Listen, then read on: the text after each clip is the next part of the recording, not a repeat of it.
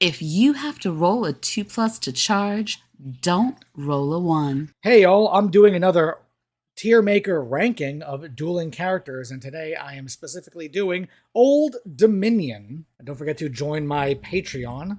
My Patrons make videos like this possible. Don't forget to like this video too. Helps with the algorithm. It's real simple. Let's get 30 likes on this video. Can I get 30? 30? That'd be kind of cool. And without wasting too much time, let me just go ahead and take these casters, which are the Hierodeacon and the Archimandrite, and stick them in D. If you look at their stats, Clash 1, Defense 2, Evasion 2 for the Archimandrite.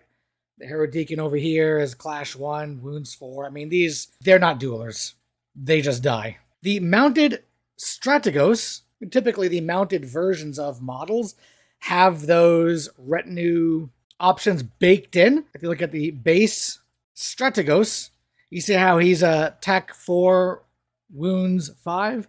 If you look at the mounted Strategos, you see that he's attack 5, wounds 6. So it's like the retinue is baked in.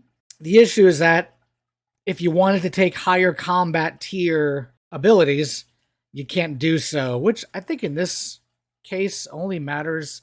Overkill is not that big of a deal. Combat Retinue 3 is not that big of a deal. I mean, he actually might not be a bad duelist, to be quite honest. So the fact that the mounted Strategos cannot get tactical means he can't take a banner, which makes him just slightly weaker than the Strategos, who can take a billion treasures if you'd like.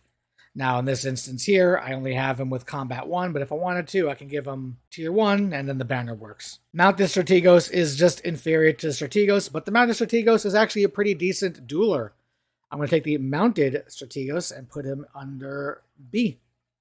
I mean, he actually might be an A. When we head over to the Fallen Divinity, this is the one model I have really no opinion on, because it is very unique that it is a single model monster that can also duel, cannot refuse duels, etc., etc. The issue is that when the Fallen Divinity at Tier 1 fights the other characters that are worth dueling in OD, she gets her butt whooped.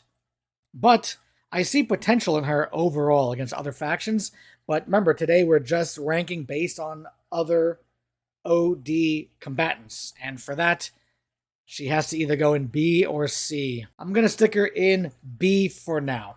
She can be a decent duelist. The problem is she costs 300 points for what she does.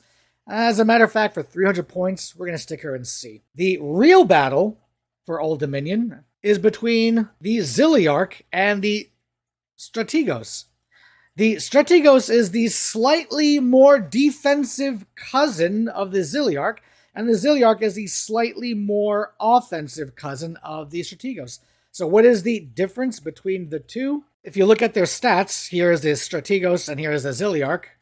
They're virtually the same, except the Ziliarch has one more attack, but the Strategos comes with a shield. So the Strategos actually has one more defense. Now granted, the Ziliarch also has Cleave 1, which gets rid of 1 defense. So the Ziliarch has this very slight edge in combat. The issue is, statistically, after many combats, the Strategos and the Ziliarch actually fight each other to a standstill. They are the polar opposites. In other armies, defensive builds will beat out offensive builds, mostly because of resolves. In OD, no one takes any resolves. So everything's a defensive build here. So the Ziliarch is a defensive build plus slightly more offense, and the Strategos is a defensive build plus slightly more defense, which in the end doesn't really matter that much. That means I would actually place them both in S tier. They're both S tier combatants. There is another wonderful issue, and this is a positive issue, not a negative issue, but another wonderful issue is that the Ziliarch Strategos, basically the whole army, has wonderful options for Dark Blessings, and their treasures are actually almost all useful. It is really hard to pick a definitive strong build for both offensive and defensive. I've made dozens of builds, stuck them in many different regiments, and used the regiment's memories of old. For instance, the Strategos best works with Legionnaires, and once the Legionnaires' memories of old phalanx kicks in, this regiment counts as defense characteristics of 1, etc., etc., etc. The Strategos gets the defense of 1, which actually makes his defense 4 in duels because of the shield. The Ziliarch has the Varangian Guard. The Varangian Guard's Memories of Old gives him Cleave 1, which makes the Ziliarch's base cleave 8-2. Now I also gave him the Blade Kalesor to give him +1 attack and cleave 1, makes him cleave 3. So as you can see, the Ziliarch builds are tended towards offensive builds, and the Strategos builds are trending towards defensive builds, mainly because of the regiments they can join and the Memories of Old that they gain from those regiments. This one is actually a short video in a sense. The S tiers are where they're at. The mounted strat is just slightly weaker than the other two, but still really good.